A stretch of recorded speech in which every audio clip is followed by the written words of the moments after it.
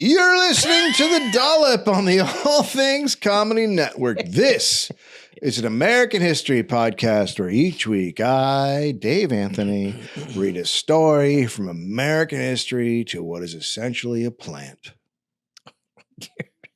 Plants are awesome. Gareth Reynolds, who has no idea what the topic is going to be about. If I'm a plant, I'm providing a lot more than a fucking comedian. How dare you? Well, here we go. The last episode of the show. Of all time. It's been a good run. I've enjoyed it. It was great meeting you. But look, I'm retiring upstate. To Montana, with your mom. And we're just going to get a little cabin there. Nope. Like stabbing cabin is what it's called. Yuck. Yeah. This is just terrible. Well, you went to a stabbing cabin with my dad. I did not. Well, it's not what the police say. I went to a strangle yurt. That's not cool. What? I miss it more than you, no, just you so you know. Well, yeah, everybody does miss it more than me. Yeah, so there you go. I miss my dad the least. It's a shame that he had to go.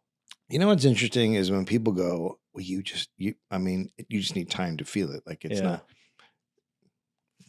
Been a lot of time. It's not there yet. People who are okay with their parents dying. Favorite memory of him?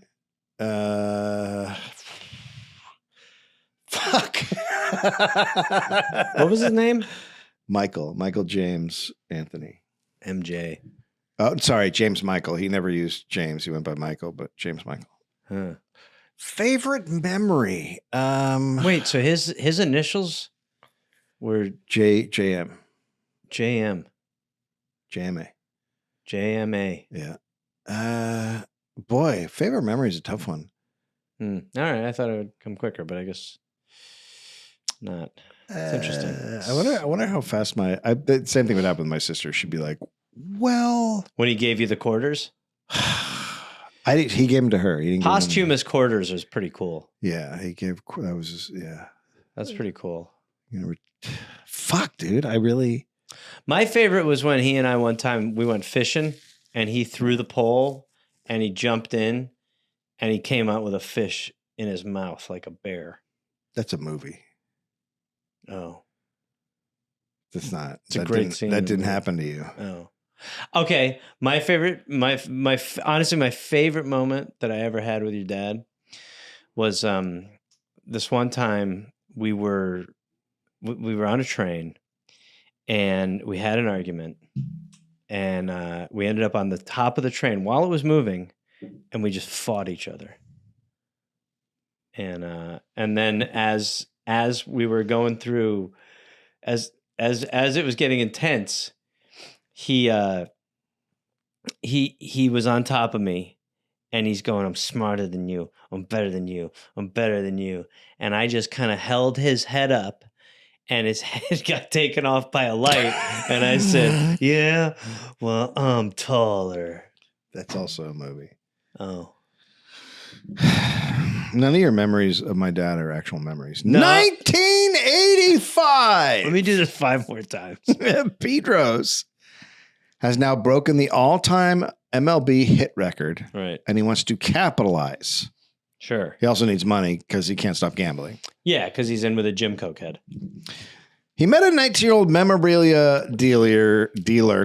He met a 19-year-old memorabilia dealer named Berto and moved him into the house with Tommy Giasa and it was his sidekick Aaron Boy. So now there's 3 guys living in the place. Well, you're probably inviting too many people into your house when the memorabilia guy is one of them.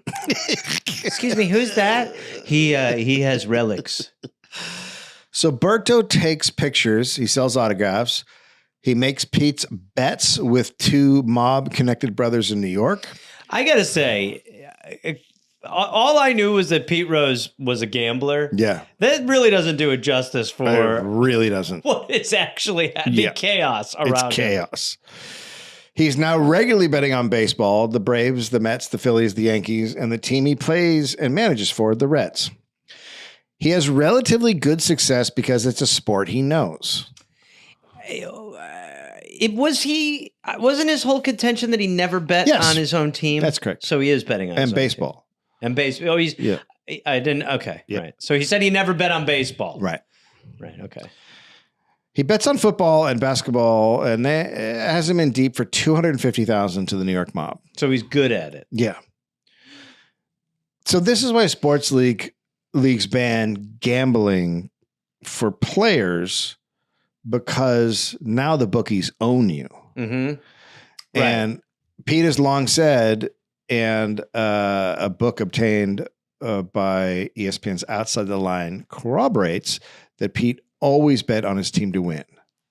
But, quote, a manager betting on his own team could harm the game, even if he was betting on the team to win.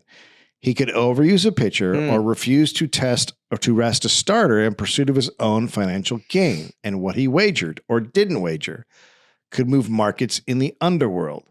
The bookies in New York surely noticed when Berto was betting against Pete. So not Pete, but when Berto made his own bet. Mm-hmm. Any bookie would wonder if Berto had inside information. It would make it worthwhile to go against the Reds that night. The bookies also surely noticed when Pete didn't bet on the Reds. He wasn't betting against his team. He was just betting on them. So until I read this, I've always been like, who cares if you bet on your own team? But that argument, my argument is gone. Exactly what I just went through. Completely gone. Because that was what he always said. I always bet on him to win. Yeah. My own team to win. But now you But read now that. you know that especially if you're the manager, you can definitely be fucking around. And it's true. When you don't, then people are like, oh, they're going to lose. Yeah. So, yeah, because I have always made that argument. And now, like that paragraph, I'm just like, oh. Yep. Yeah, it's fucking crazy. At this point, it's just crazy to bet on your own team. I mean, the idea that you're going to be like making any decisions, it's just, what a crazy energy. You'd be like, man, coach is intense today. I mean, when you're an addict, we gotta fucking win. Yeah. No, imagine how crazy he was. They're going to take my big toe. Imagine how crazy he was if he bet on his team and they were losing. Imagine how fucking crazy he was in the dugout. And the shit you do, like, because there are games it's a 182 game season. So you're resting players at a certain time. You're doing certain things, so you don't want to wear them out. But if you bet on that game, you're going to throw everything at it like it's the game set on the World Series. Yeah, because you made a fucking bet. Is he still playing? Pete Rose? Yeah. No, he's dead. No. In this, what the fuck just happened? What the fuck? I'm sorry. That'd be awesome if he was still playing. Yeah, he's still playing. I think, he's still playing. Okay. I think so. Well, I know he's the coach, the manager, player, but it's like, I don't know how much he's playing. He's probably not playing nearly as much. Right. So at this point, I mean, who knows why? Pete cuts Tommy out of his life in favor of Tommy's steroid dealer, Paul Jansen. So this kid, he's just ruined this kid's life. He's had this kid around forever. The kid's path probably went different. He probably I want to be a baseball player. Oh my God, I'm not a good baseball player. Instead, he gets Pete Rose, who puts him on a minor league team, and then the kid starts doing steroids to like whatever. I mean, he's around drugs because of Pete. He's around the lifestyle because of Pete. So who knows what the kid's life would have been? Sure. And now he just cuts him out. Sure. And who knows why? Sure. And now it's the steroid dealer that takes Tommy's place. Okay. Pete told Tommy it was because he was acting crazy in front of a racetrack owner, but everyone was hooting and hollering and acting the same. Yeah. It seems as if Pete was like just... a racetrack owner's like, a little decorum, please. Okay, we're trying to run a classy establishment here. Now, excuse me while I go kill 4 horses. Because they didn't run as fast as I thought they would. Give me the bat. Yeah. It seems as if Pete was just tired of him, had used him up. Right. There was only one job left for Tommy, picking up a check for $34,000 and splitting it with a bookie and then getting out of town. And the $17,000 were all Tommy had. Tommy's an addict. His longtime girlfriend was threatening to leave him, and he has no friends. Now, through Paul, the new dealer, Pete finds the new Tommy, old dealer. Sure. Pete finds another bookie in Staten Island. Okay. I mean, imagine how many bookies he's gone through. Yeah, well, but I mean, the idea, again, it's just like you're doubling down. Yeah. Because some bookies are probably like, no. Then you go to the new bookie because you got to pay off the old bookie.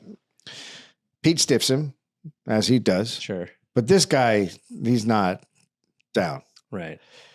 He threatens violence, and he tells Paul it's his problem. He's going to hurt you. I'm going to hurt you. But Pete's like, yeah, I'm not. Okay. It's you, not me. Yeah.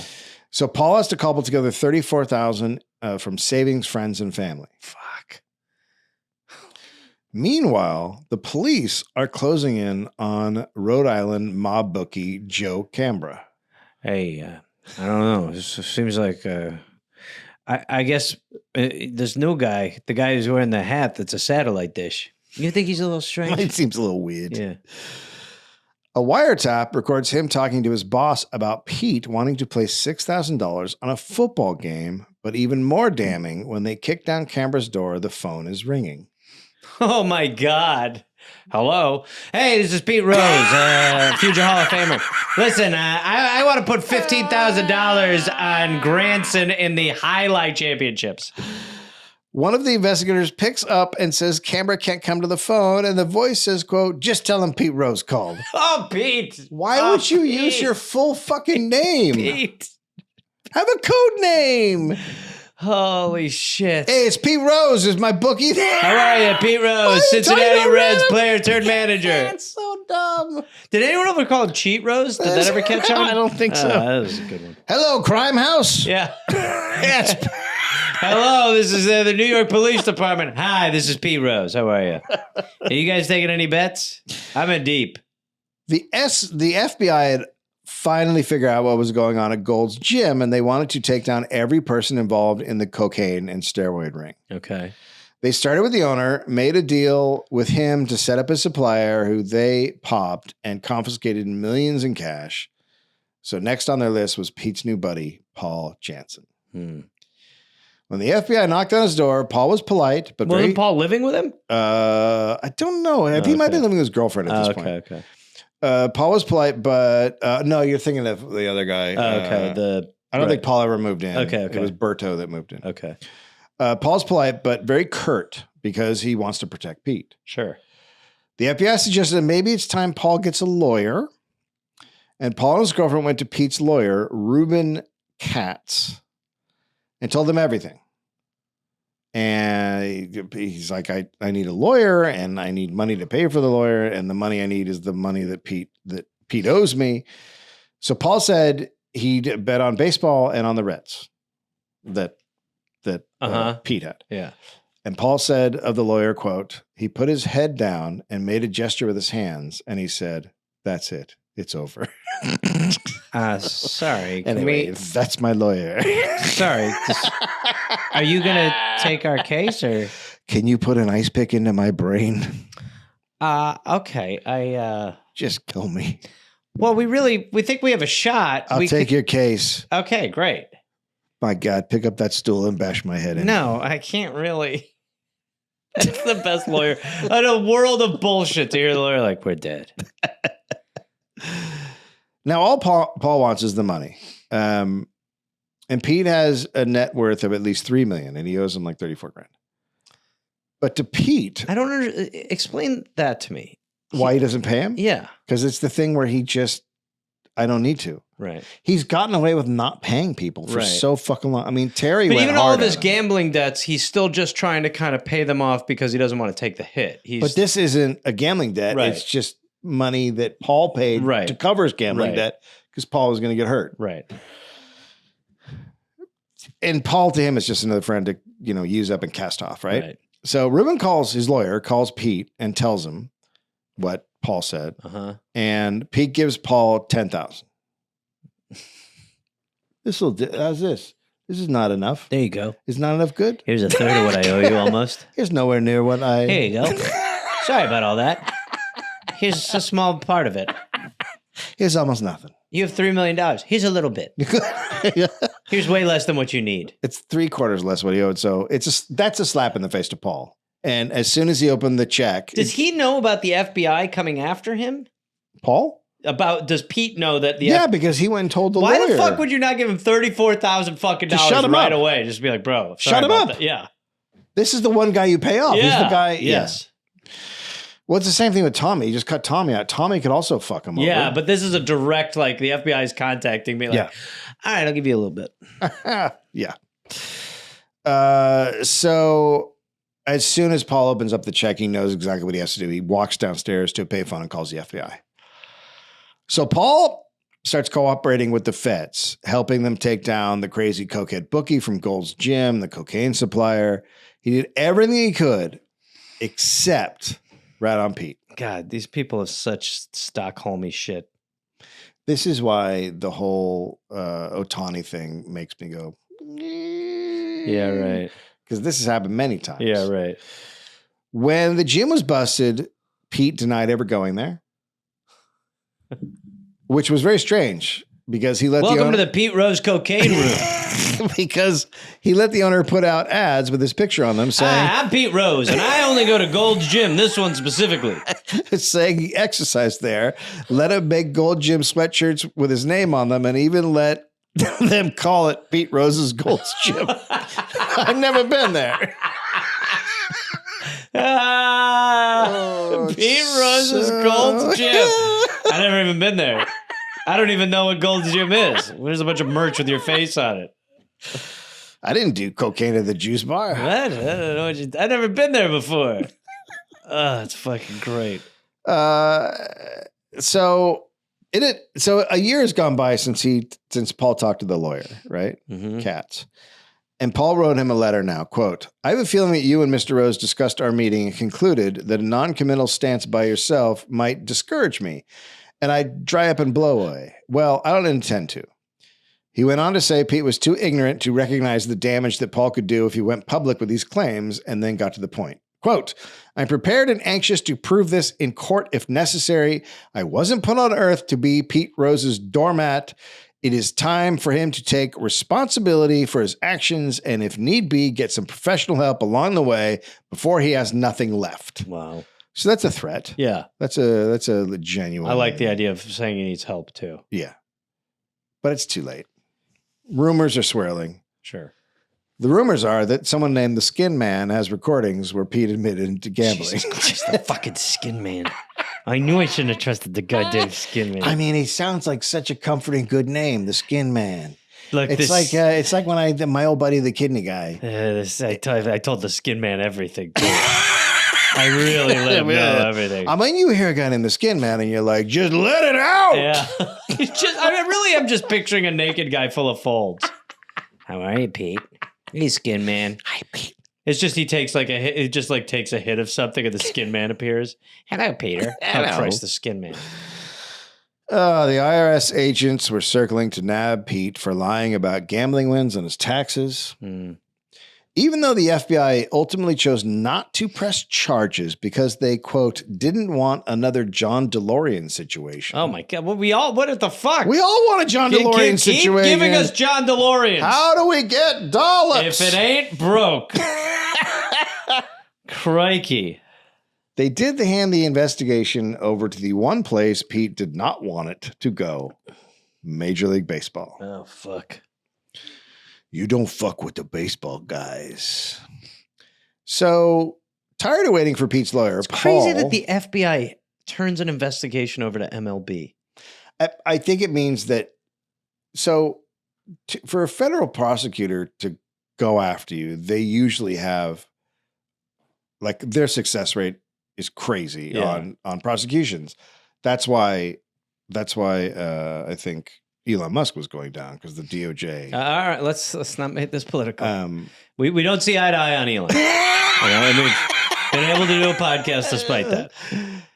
So they probably were a little worried about witnesses, or it's probably all sort of nebulous. Like, you could tie them together. Like, maybe you could do it in like a city court or whatever, but feds really want to lock it down before they go after you. Right. So they probably didn't have it. Probably easier for MLB too, because they're like... Yeah, MLB it's a private corporation, so they can just do what they want. Right. So Paul's tired of waiting for Pete's lawyer to get back to him, so he calls Sports Illustrated. Nice. Smart. There had been rumors about Pete's gambling problems for years, but nobody in the press had anything concrete. Okay. Now, a real witness who was involved just waltzes up to Sports Illustrated writer Robert Sullivan with the story. After a few conversations, Sullivan is convinced Paul's telling the truth, and the magazine assigns several writers to fan out across Cincinnati in what is going to become one of the most explosive stories in the history of sports. Oh, my God. They had to move fast, though, because of other outlets heard about it, they'd get in there quicker and maybe do a shittier job. But the problem was there was a mole inside of Sports Illustrated's newsroom, and he tipped off MLB about. Right.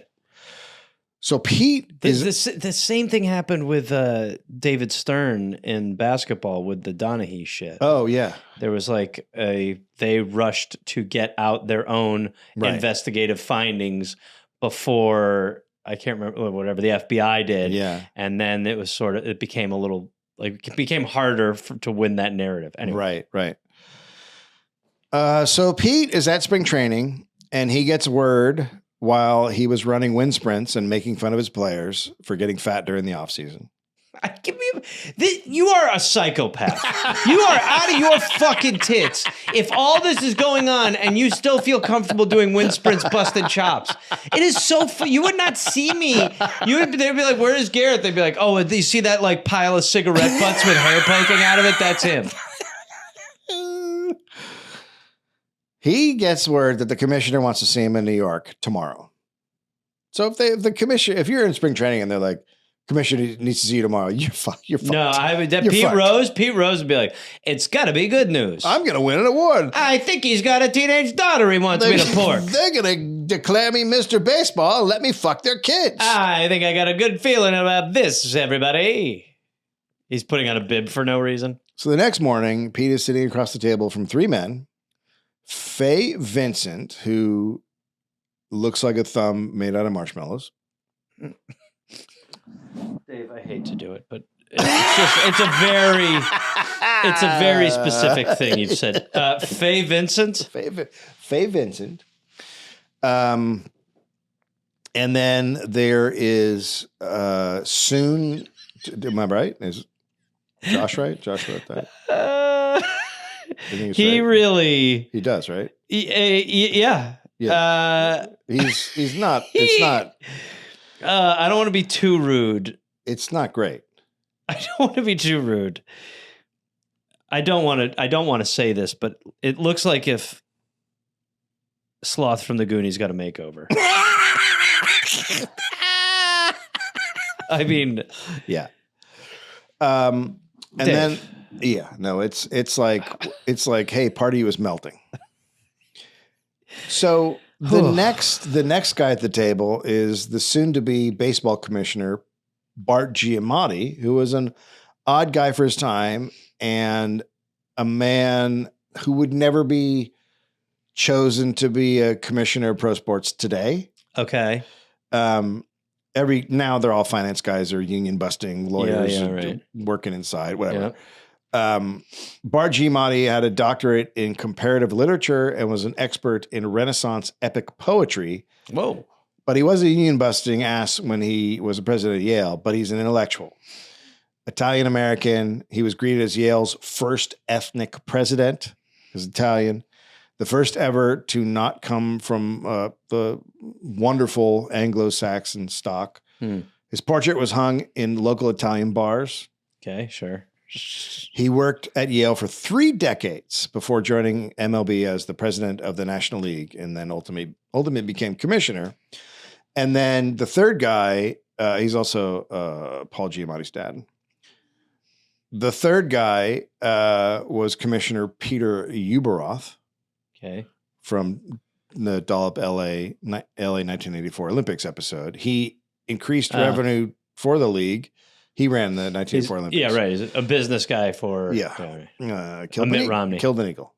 Right, yeah. Right. Increased revenue for the league to a degree never before seen. He facilitated collusion between the owners to violate the league's collective bargaining agreement, which means helping owners work together to steal money from the players, which led to over $280 million in fines. But he did one thing that is relevant to Pete Rose. He reinstated 2 baseball legends, Willie Mays and Mickey Mantle, who had been banned by the prior commissioner because of their association with casinos, Oh, wow. which I did not know. I didn't either. So he let them both come back in. Yeah. How old? Like, They must have been retired when that happened, oh, okay. I get it now. I think. Right. That'd be amazing. Or it must have been retired when he let them back in, I mean. Right. That's what. Yeah. Right. Commissioner Ubal. I've been waiting for this call for a long time. No, it's just performative. All right. Commissioner Uberoth wanted this whole mess to go away. All he needed was for Pete to just sit there, admit he had done something wrong, get treatment, and not do it again. Mm-hmm.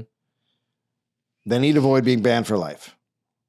Instead, Pete sat there and told them he had never betted on baseball. Jesus Christ. Sure, maybe he put some money down on football and basketball, but never baseball. Uberoth didn't want this hanging over his head at the end of his tenure, but he had no choice. So he set up an investigation led by a really big lawyer, John Dowd.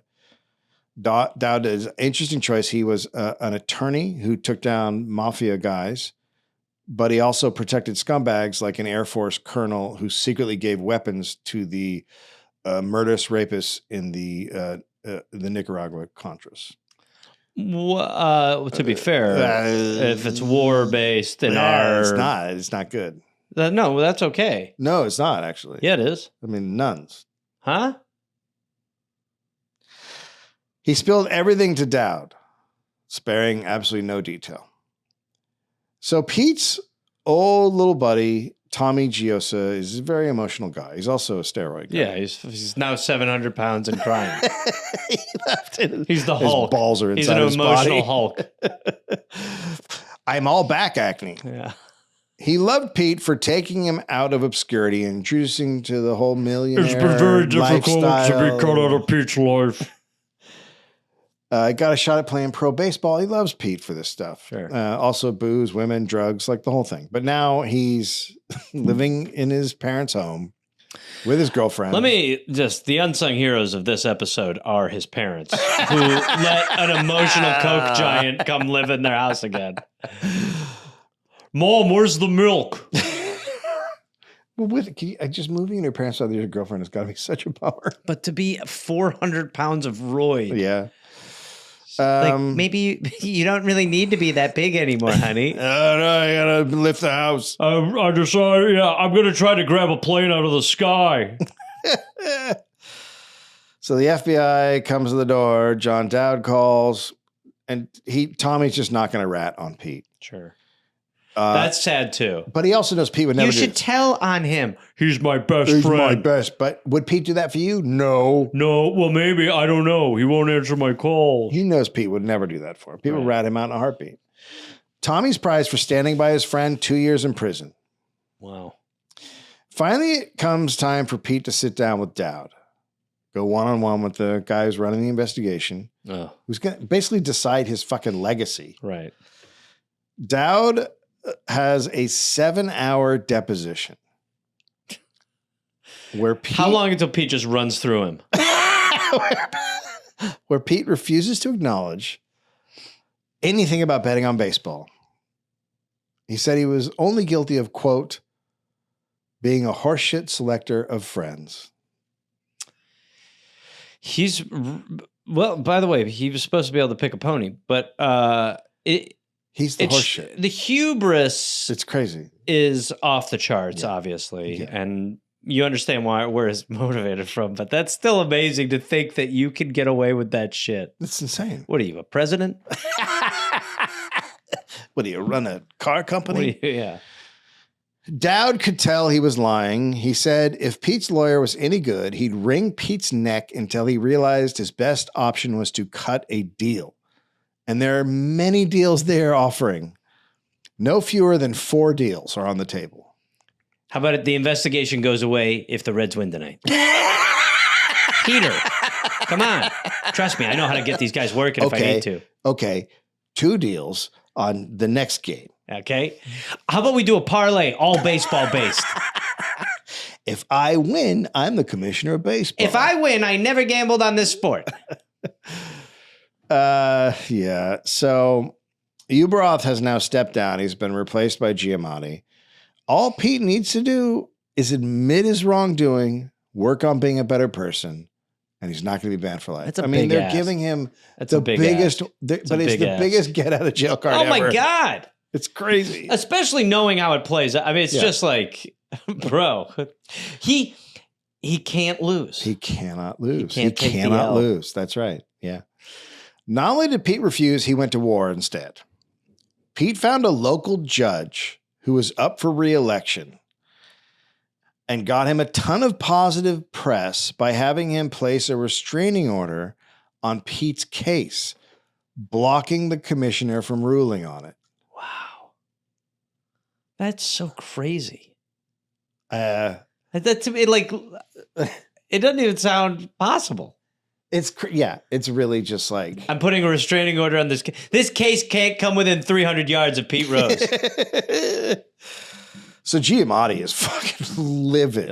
which we've seen on screen many Yeah, times. yeah. And it's a dynamic performance.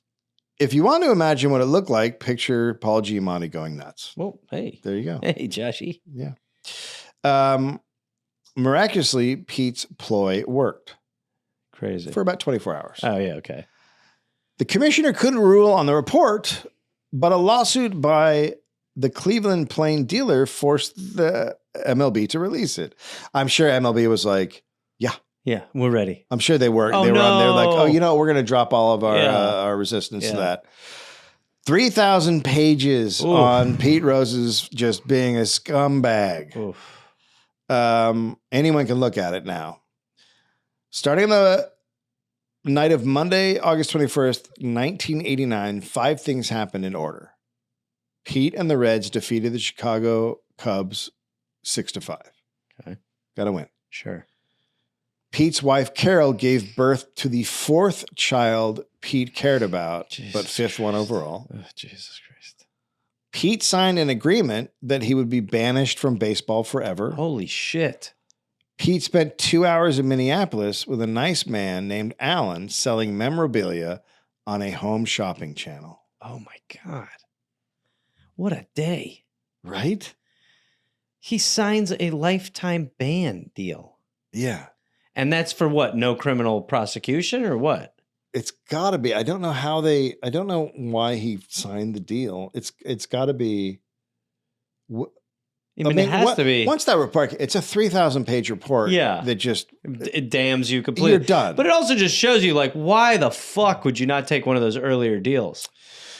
Reporters met him in the shopping net. Well, that's right. Now I remember why. Reporters met him in the shopping network studio parking lot, and they knew. Everyone knows at that point. Yeah. MLB had called a press conference for the morning. Pete then had to call his own press conference.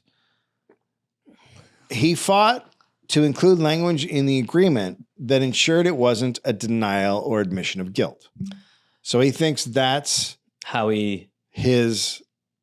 It's a legacy save. He's threaded the line, right? Yeah, right. He's got this. What a genius idea! He thought this is going to protect him, that he would ride the line. So he's shocked when the commissioner goes on TV and said he believed Pete bet on baseball, and more specifically, the Reds. And Pete's like, how could he do that when he signed language saying that wouldn't happen? But he had it totally fucking wrong. He thought that he and the MLB were committing to some sort of opinion-based NDA type thing. right. But that's not a thing. Right. The- Well, you want to make sure of that before you are like, all right, good, that'll never get out. There you go. The commission was allowed to say whatever he thought. Pete's only move was to deny that he bet on baseball while also having signed on to a permanent ban. I cannot believe thinking that is how an investigation works. It's so dumb. It's so fucking dumb. Like, I would even up to this point, there is footage of so many investigations. But it's not even so much an investigation. It's the court of public opinion that Yeah, right. he wants to, like. But even then, the idea that a prosecutor or someone investigating you can't say what they think. No, it's insane. Like, that's It's all crazy. they do. Yeah. Yeah. Okay. So dumb. So he's going to deny that he bet on baseball, but he signed the permanent ban. You would only, in the public's eye, you would only do that if you bet on baseball and didn't want any more information to come out. That's the first thing I thought of. Without question. Why would you sign if you didn't do it? You'd fight it. You'd be like, fuck that. So Pete didn't just look wrong. Now he looks stupid. Yeah, right. Nobody thought Pete would actually be banned for life, though. They're like, well, they'll come around. Everyone assumed he would repent, apologize, and become a better man. The only punishment that fit the crime for Giamatti was to put on baseball's banned list. Uh-huh. And Giamatti made his ruling, and then just a few days later, died of a heart attack. Whoa. He was only 51. What the fuck? That's weird. Giamatti, quote, baseball will break your heart. Everyone blamed Pete for Bart's death. Good. Especially new commissioner and human marshmallow thumb, Faye Vincent. Sure. Absolutely. I mean, everyone but Pete. Quote, nobody ever said anything about how he smoked 5 packs of cigarettes a day and was 65 pounds overweight. I don't think it had anything to do with me, but hey, he's the one who started the investigation. Holy shit. You gotta. Dude. By the way, God. you're so right to be like 5 packs of cigarettes a day. However, buddy, read the fucking room. The guy just died. What are you doing? I didn't kill him. He's fat. He smokes. He's a fat cancer boy. Yeah, no, this is such a great example of why all these athletes have PR now. Yeah. And it is like, I mean, that is what you think about is like the level of sanitization that these athletes now go through. Yeah. Oh, like, yeah. They are social media, all that. They're unable to. So much of it is about, like, that's what made the Harrison Butker shit where he was like giving that commencement address where he's like, women, stay in the kitchen. That's what makes your marriage strong. Don't be stupid. It was like so rare because you're like, holy shit. Yeah. But the amount of stuff that keeps coming out from like the Chiefs where you're like, guys. Yeah, enough. Wow. Yeah. How's it going back in the 1300s? I mean, I don't know. I figured like we'd throw her in the water and see if she sank. So now the IRS hits Pete on tax evasion. Another hit. And he pleads guilty to 2 counts of filing false tax returns and was sentenced to 5 months in a white-collar prison camp where he worked at the welding shop with another superstar criminal, John Gotti. Oh, man. The facility had 1 TV, so Pete and the other inmates gathered around. By the way, that's an HBO limited series. Yeah. Rose and Gotti. Yeah. Pete kicked off. So they sat around and watched the Cincinnati Reds a year after he was kicked off the team win the World Series. Oh, that had to hurt. That had to hurt. When Pete, the hardest part was not to call the bookie from the joint. He was like, "Oh God, Jesus Christ, I want so much money." Oh my God.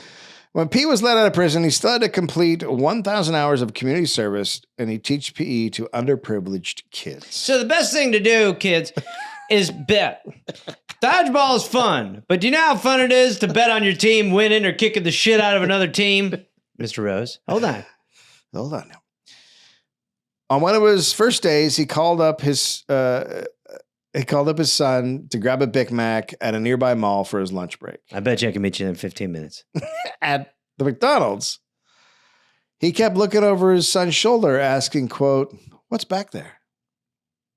Pete shook his head. Pete Jr. shook his head. "No, what's back there? What is it?" Pete Jr., quote, "Dad, come on. You know what's back there." Batting cages. Oh. Pete walked past the 55, 65, 75 pages to the 85-mile-per-hour fastball cage. And a crowd formed because Pete fucking Rose was going to do batting practice at the mall. He turns on the machine, and the first pitch shot out like a cannon, and Pete smacked the shit out of it, hitting a laser. And then Pete turned to the crowd, quote, "Some things never fucking change." And then he exited the cage and finished his Big Mac. You know, I'd call it pathetic. Just having your son along on that fucking, you knew what you were going to do. You wanted your son to see it. Like, it's just all so pathetic. Yeah. It's so fucking pathetic. performative and Yeah. Pete being banned from baseball didn't mean he couldn't make the Hall of Fame. Separate institutions. The Hall didn't usually discriminate based on inductees' personal lives. As Pete loves to point out, the Hall is full of drug abusers, cheaters, and wife beaters. So Pete should just waltz on in. First ballot, he should get put in. It's so cool that he's right He is right. and that it's just is validating to just be like, yeah, it's full of a bunch of pieces of shit. What's one more? Yeah. Good point, Pete. But there should be the Hall of Fame should have a room Yeah. for dickheads. Yeah. Barry Bonds and Pete Rose Yeah, and all these the guys asterisk who wing. were fucking assholes. Yeah. Yeah, why not? Yeah. Why not have that? This is a room of what it's like when you're a fucking asshole but great at baseball. Because otherwise you're just acting like that doesn't exist, and it does exist. Yeah, and I think it is so, like, there is the argument, like, there were no rules against, like, this was an undefined, it's like, look, there were guys who knew about the existence of these PEDs and didn't take them because they're like, yeah, it's fucking shitty. And then Barry Bonds, his head was a blimp. But the thing about that is baseball encouraged them to take steroids. Yeah, right. So Yeah. what are you gonna do about that one? Barry Bonds shouldn't. Barry Bonds' problem wasn't that he did steroids. Barry Bonds was a fucking asshole, and that's his biggest problem. He was a fucking piece of shit. But you can't to other human beings. But you can't. You in sports, you're not going to be able to not let someone in because of their personality. It's, You know what I mean? Otherwise, you'd be like, "There's just 3 people in the Hall of Fame." But he's Rarefied. He's a rare. I don't know enough. I'll tell you a story. There was a guy in Pittsburgh, and he worked in the media room, and a guy, some worker at the Pittsburgh stadium died. And the guy was like, we need to raise money for his family. So when a big star would come through, he'd be like, hey, man, can you send a ball and a bat? We're going to auction it off for this guy's family. And when he went to Barry Bonds, he told them, so-and-so died, and we're doing this. And Barry Bonds looked at him and said, fuck you. And that guy, who was said to be the nicest human being in the world and never said a bad word about anybody, for the rest of his life, anytime someone brought up Barry Bonds, he said, I hope Barry Bonds dies. That's how Barry Bonds affected people. He is a bad, bad person. Well, and there's so many stories like that. I would hear them in San Francisco, like how much of a piece of shit he was. He was a terrible human being. Anyway. nice head, though. Yeah, great head. Thick. Very thumby. So he should get it on the first ballot, right? So you vote if you're going to get in the Hall of Fame. People vote, writers vote, and then usually I think there's 5 ballots, and then you're not, or something like that. There's a number of times they can vote on you over the years, and then you're no longer eligible. Except there's one other option they can do, but so they vote and first ballot. If you're really good, they make sure it's the first ballot. Right. Ricky Anderson, your first ballot, like guys like that. Pete should be based on what he did. Sure, he's the hits leader. Yes. But everything changed the year before Pete was eligible when they added a rule banning anyone on MLB's ineligible list from being inducted into the Hall of Fame. Clearly about Pete Rose. I was going to say, I mean, obviously directed to him. And reporters are now pissed. They're supposed to have the keys to the Hall of Fame. Oh, you little one. Yeah, they're such Shut little fucking... Those people are so like, excuse me. You're a fucking right. Yeah, Fuck off. honestly. It shouldn't be done by reporters anyway. No, I agree. Even the ones who would have voted against Pete were pissed. But Chinless Toadman Faye Vincent believed it was Bart Giamatti's dying wish to keep Pete away from baseball forever, and he did everything he could to make sure it came true. Also, did I mention Pete is still gambling? Oh, fuck me. Well, the truth is, I mean, I'm shocked, but the truth is, it's like, in an addict's brain, it's like, well, now I can really go. Yeah, I'm not. Why stop now? Yeah. He needs money. He took gigs on sitcoms like Arliss and Veronica's Closet. He played asshole Ty Cobb in a movie about Babe Ruth. He became a recurring character on WWE. He dressing up like the San Diego Chicken, receiving a chokeslam, a tombstone pile driver, and enduring a 300-pound Samoan rubbing his ass in his face for a very long time. Whoa. WWE Hall of Fame voters were less uptight and enshrined Pete in 2004. They didn't know he was betting on it, though. 2004 was also when Pete, after 15 years, finally admitted to betting on baseball. Okay. By putting it in a tell-all book. Ah. If Pete was going to come clean, he was going to make money doing it. Yeah. Debuted on the New York Times bestseller list over the years, the Veterans Committee of Hall of Fame, which was led by his friend and ex-teammate Joe Morgan, tried to get Pete into the Hall. So they're trying really hard. I remember. I mean, I remember that being like... It was a big thing. Yeah, it was huge. Yeah. But every single time, Pete did something to fuck it up. Pete got a job on the Fox telecast of the World Series and managed to actually be likable enough to keep the gig. Until Pete heard a radio interview with the man whose investigation got Pete booted from baseball. John O'Dowd mentioned something that had been kept out of the report. He told the radio host that in his deposition with Pete's 19-year-old memorabilia dealer, quote, he told us, you know, he not only ran bets, but ran young girls down at spring training, ages 12 to 14. Holy fuck, dude. Isn't that lovely? So that's statutory rape every time you do that. Holy fuck. So this guy, Dowd, clearly hates him. And he sees that the tide is turning a little bit. People are starting to like Pete again. People are like, yeah, right. Maybe he's not that bad of a guy. Right. He's got all these players coming out for him. And then he hits, and he's just sitting there waiting for it. And he goes, when you're ready, I got this fucking thing. And then as soon he just at the right time, he drops a fucking bomb. And that's your statutory rapist. You know, it's just whenever you talk about a grown man sleeping with a 12-year-old, it really does, I think publicly, it affects the optics. It's so fucking gross. That is it's really fucked up. Like, oh, fuck me. You just start to get the age at some, I mean, it's like obviously not right, but 12 is so disgusting. 12 is fucking ludicrous. Oh, Jesus Christ. Instead of letting it go, keeping his lucrative job and becoming an liked figure in sports. So this was not an obscure radio show. Sure. He could have just ignored Streisand it. Effect it. Pete sued him for defamation. Oh, fuck me. Now you're suing a fucking lawyer, an investigator. He's a prosecutor. So, of course, he has evidence. He had sworn testimony from a woman who claimed Pete slept with her when she was underage. What would have just been a little anecdote on the radio is now front page news on every sports site.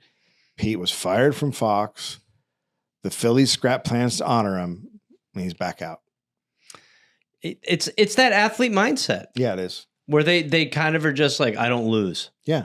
It's like sometimes you're beat. And not only is it I don't lose, but they are raised to get away with everything. Yeah, no, infallibility. I'll never forget, like, Luis Suarez was a very good soccer player, but he like bit people. Dude, he was like a known biter. And like, the only way you get like that is if you just are allowed to get away with everything. And then you're allowed to get away with it until one day you can't. And then you can't. Yeah.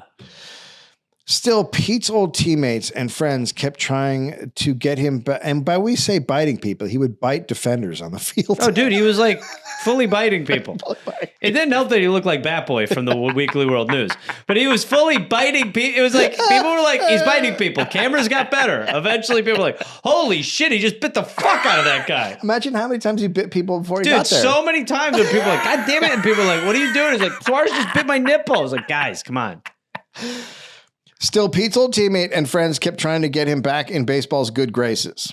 That's also so fucking Isn't it crazy? disgusting. Isn't it crazy? Yeah. But that just goes to show like how much that behavior was acceptable. Because remember the famous Chris Collinsworth thing is he's like a rookie and he's being interviewed. Oh yeah, he's like in some fucking. It's like he's being interviewed in a club. bar, and he's like, you know, he likes him underage. Yeah, because it was common. Yes.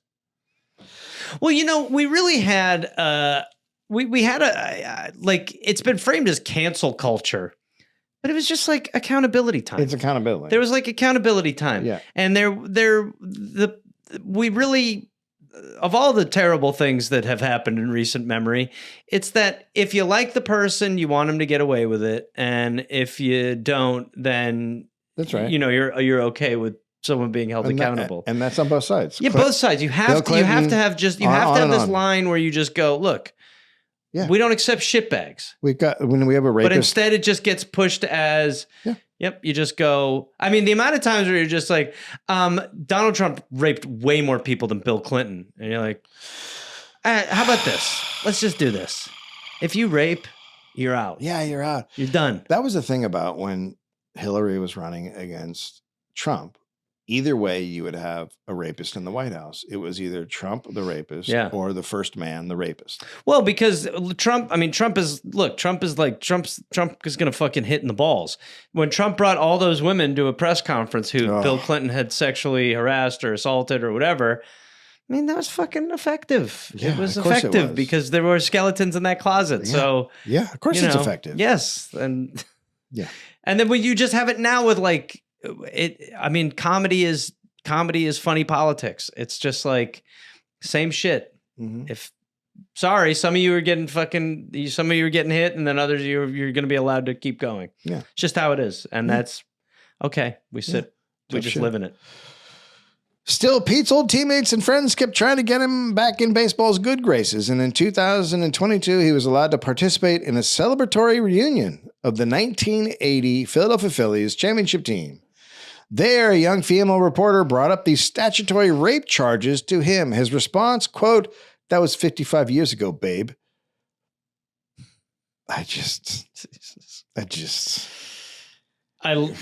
Can you not? Yeah. And you can't because it's in you. It's in your. It's impossible if you're not chemically made up like this. Yeah. When the AP followed up, he quipped, quote, "Who cares what happened 50 years ago? You weren't even born. I know, Dad. So you shouldn't be talking about it because you weren't born." Gareth, you're not going to believe this. This wasn't received well. By whom? I mean, we're talking about middle of the Me Too movement, right? 2022. Yeah, but still, I mean, he's so charming. He can hit a ball. Any growing momentum to get Pete in the Hall of Fame was over. So Pete did what any person who needs money does. I'll bet you $100,000 I don't get into the Hall of Fame. He moved to Las Vegas. Oh, fuck. There he signed memorabilia for a living. Anything people brought for 5 hours a day for 15 days a month. He's OJing. Yeah. Pete did this until he died. He signed balls with his name. The Hit King, 4,192. But also, I didn't do steroids. What? He's saying, he's like, I'm not as bad as those guys. Yeah. Well, that lane is left open, but it's an angle. I was the first man on the moon, and I'm sorry I shot JFK. Oh, so he's being he's like, I'm the victim of all these crimes that I didn't commit. Did I really do anything bad? Yeah, dude, statutory rape. It turns out it's really fucking horrifying. Yeah, but to be fair, that was 55 years ago. One of his best sellers, Sorry, I Bet on Baseball, which you can buy on eBay right now for about $350. Wow.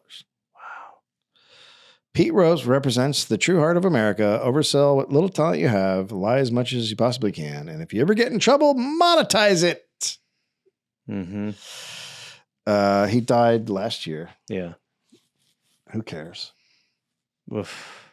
He had a daughter on Melrose Place. Oh, really? I looked her up, and then she vanishes. I looked her up to see her career. She's an actress, and then she's just gone in like around 2004 or something. I think when I feel like she didn't want to be in public at some point. Sources: Charlie Hustle, The Rise and Fall of Pete Rose, and the Last Glory Days of Baseball by Keith O'Brien. Charlie Hustle and the Matter of Pete Rose by Mark Monroe. The Hit King, Pete Rose in Purgatory by Scott Rabb. BaseballReference.com, and research by Josh Androwski. You know what I always remember is I remember I never watched a lot of baseball, but when Jim Gray asked him a question during like an All-Star game. Mm-hmm. And it was like, Jim Gray like asks him, like Jim Gray. Congratulations, it was quite an ovation. Pete, let me ask you now, it seems as though that there is an opening, the American public is very forgiving. Are you willing to show contrition, admit that you bet on baseball, and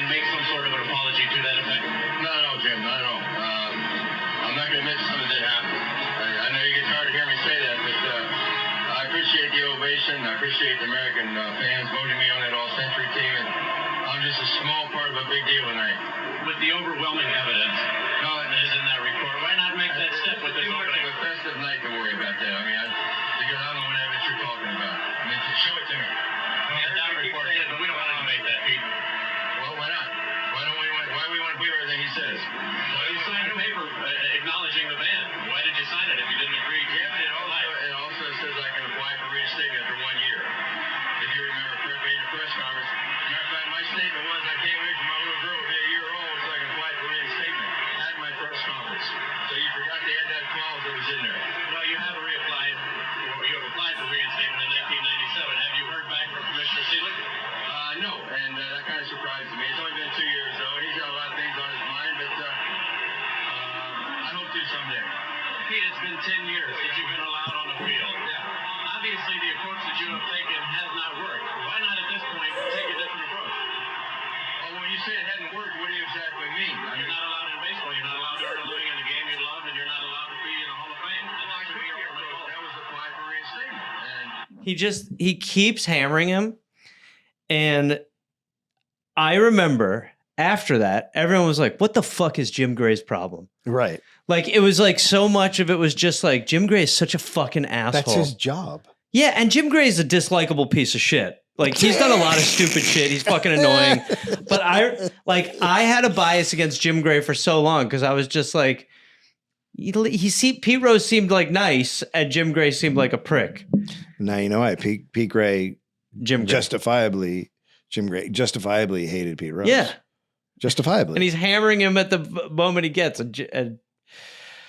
Because, like, the news, I mean, first of all, that news about the 12 and 14-year-old girls thing that dropped, like, that was in the middle of all these guys having it dropped on them. Yeah. You know? Like, that was like, the Me Too shit was like, it was coming from every. Yeah. So you can get lost in that a little bit. Yeah. You know? It was, you know, that it just, it is, it is just so fucked up. And this just, this is basically the history of America to some extent, is you have these moments, it feels like there's a cultural shift. And as soon as there's an opportunity to weaponize it against the movement, that happens, momentum stops, and there's some sort of counterculture against it. Mm-hmm. And we're in this fucking phase now where it's like you could not be more in the tide is going back in the other direction of even the modest gains we made. It doesn't feel like it matters anymore. That's why there's re-education camps and Yeah. leftist takeover. Yeah. It's true. Like, you're like, what do I do with you? Yeah. Yeah. Yeah. I mean, you really are just like, what the fuck? Like, I don't know. I mean, yeah. Well, what a despicable piece of shit. And there we go. There we go. Pete Rose, all-time hit king of Major League Baseball. So a lot has happened in the 2 weeks but since this we episode recorded. isn't done. Go ahead. I'm sorry. It's been 2 weeks since we recorded, and a lot has happened. One of the reasons that I did choose now to do it was because I knew that Trump was pushing for Pete Rose to be reinstated into baseball, and I also saw how MLB was immediately caving on that. So I thought it might happen. And what do you know? Yeah, I think you, as usual, have a good eye towards that stuff. But it is, the timing is. Did you think it was going to be happening that quickly? No, but I knew it would.